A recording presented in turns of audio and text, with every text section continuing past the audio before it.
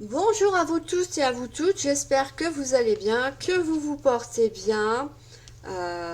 Sur cette petite vidéo, hein, on l'approche de l'été. Alors, comme je l'ai expliqué dans une ancienne vidéo, effectivement, je vais vous remettre les chakrascopes. Hein. Je pense que je les ferai que par saison, parce que c'est vrai que ça demande quand même pas mal d'énergie et de travail, et que du coup, eh bien,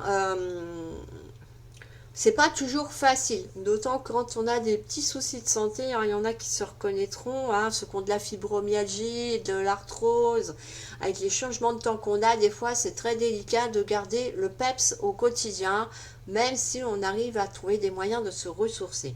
Alors, j'ai déjà pré-tiré les cartes, il s'agira naturellement d'un tirage amoureux sentimental, et on verra s'il faut approfondir ou pas, je rajouterai des cartes. On va découvrir ensemble de quoi il s'agit. On parle de peur.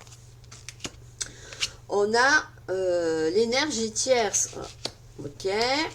On a la sexualité sacrée. Je vais peut-être les décaler. Voilà. On a aussi l'éveil au lien,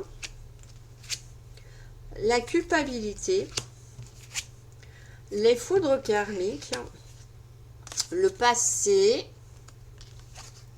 la solitude et les vies antérieures. Bon, alors là, pour moi, ça parle effectivement d'une relation amoureuse compliquée, hein, vous l'avez compris, parce qu'entre les peurs, les foudres karmiques, la culpabilité, le passé, les vies antérieures, la solitude, je pense qu'il y en a certains et certaines d'entre vous qui sont en couple avec une personne qui a énormément de difficultés à se stabiliser dans une vie amoureuse parce qu'il y a des peurs, effectivement, des angoisses. Il n'y a pas encore une conscience complète aussi du lien entre vous et votre partenaire. On voit bien que c'est quelqu'un qui peut avoir tendance à aller voir ailleurs avec l'énergie tierce, hein, ou ça peut être aussi quelqu'un qui ne s'est pas libéré d'une ancienne relation amoureuse, qui a encore du mal et qui garde un peu une attache avec son ex, hein, par exemple, peut encore communiquer avec, passer du temps avec, partager des moments avec. On va aller voir du coup un petit peu aussi avec l'oracle des flammes d'Anka, pourquoi, qu'est-ce qui se passe. Il y a aussi le fait de ne pas avoir libéré certaines choses en lien avec les vies antérieures. Et du coup, bon, cette personne, elle n'est pas à l'aise. Hein. On voit bien qu'elle culpabilise quand même d'être comme ça. Hein. On n'est pas sur quelqu'un qui est fier de ce qu'il est en train de faire et qui de toute façon va devoir à un moment donné se prendre en main parce qu'on a bien les foudres karmiques qui sont là pour cette personne. Mais ça veut dire que si elle ne réagit pas, il va y avoir de mauvaises surprises pour lui et pour elle. Hein. Alors, on va aller voir un petit peu à quel niveau ça coince dans la vie de cette personne, pourquoi elle est comme ça, pourquoi elle a des peurs et pourquoi elle a tendance effectivement à être encore prisonnière avec des énergies tierces, hein, un petit peu. Vous allez dire, bon, personne ne l'oblige à aller ailleurs, c'est vrai, mais on me parle d'un blocage temporel. Alors, bon, moi, c'est ça, hein, c'est en lien avec les vies antérieures. Alors, il faut que je prenne l'autre, du coup, sur les vies antérieures. Hop. Et on va aller voir pourquoi ça ne va pas. Voilà. Allez, on va aller voir un petit peu ce qu'il en ressort, parce que, et puis aussi peut-être comment on va pouvoir effectivement, comment cette personne-là pourrait se libérer. Alors s'il s'agit de vous, c'est très bien, parce que du coup, vous allez avoir la réponse un peu à votre question. Alors, conscientiser. On me parle d'un décès. Visiblement, cette personne a traversé un deuil qui l'a profondément marqué, qui l'a peut-être effectivement bloqué. Et on me parle de l'effet miroir avec le père. Donc, il y a effectivement peut-être une idéalisation du comportement avec le père. Et c'est vrai que du coup, c'était pas évident. On se rend compte finalement que l'attitude du père, c'était peut-être un papa infidèle, un père qui n'était pas présent pour son enfant. Et c'est vrai que du coup, eh ben, ça n'a pas aidé. On l'a trop idéalisé, hein, et c'est vrai que bah du coup, c'est pas simple. Alors,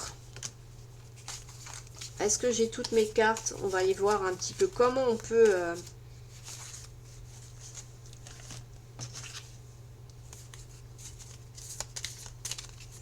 voir ça. Alors, c'est bizarre parce que j'ai que ces cartes-là. Oui, c'est possible. Alors, on va essayer de localiser un petit peu mieux. Je suis désolée, hein, je m'attendais pas à ça, donc c'était pas les générations antérieures. Hein. Il y a vraiment quelque chose à débloquer par rapport à peut-être le père, alors peut-être le grand-père du coup, puisqu'on parle de vie antérieure. Hein.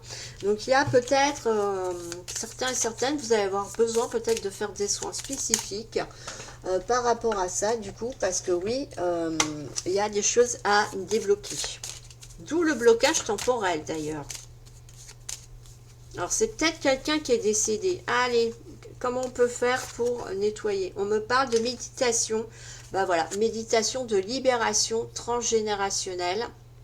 J'essaie de mettre, je suis désolée, hein, j'ai un peu de mal.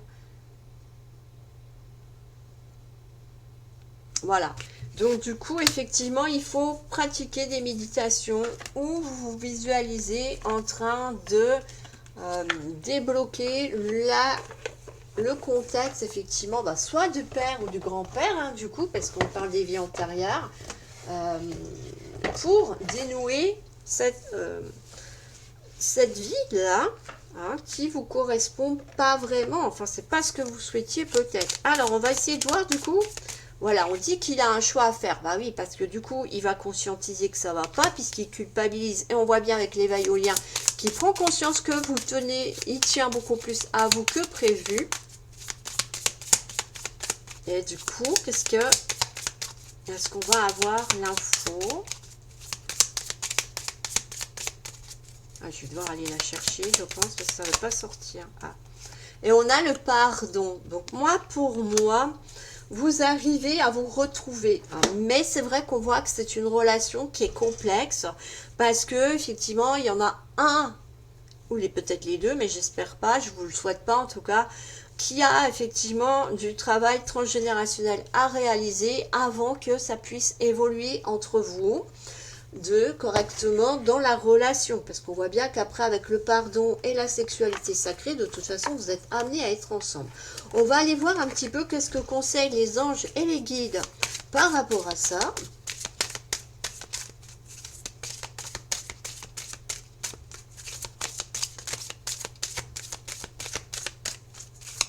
Pour que vous puissiez être préparés ou à être aidé. N'hésitez pas, vous avez l'archange Michael déjà pour couper des liens toxiques.